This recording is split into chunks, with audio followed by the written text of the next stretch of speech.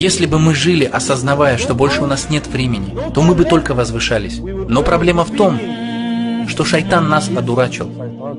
Он убедил молодежь: не волнуйся, отложи религию, откладывай дават. Иншаллах, иншаллах. Вот поэтому мы и сидим здесь, братья и сестры, и задаемся этим вопросом. Когда же настанет время для религии?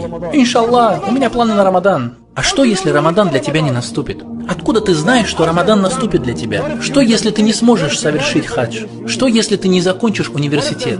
Что, если совсем не осталось времени? Не-не-не-не-не. Шайтан сидит на твоей шее и говорит: не волнуйся, иншаллах, все хорошо. Не надо слушать этого человека. Ты еще будешь жить. Я буду жить, иншаллах. Я здоров, альхамдулилля. Со мной все в порядке. Проснись.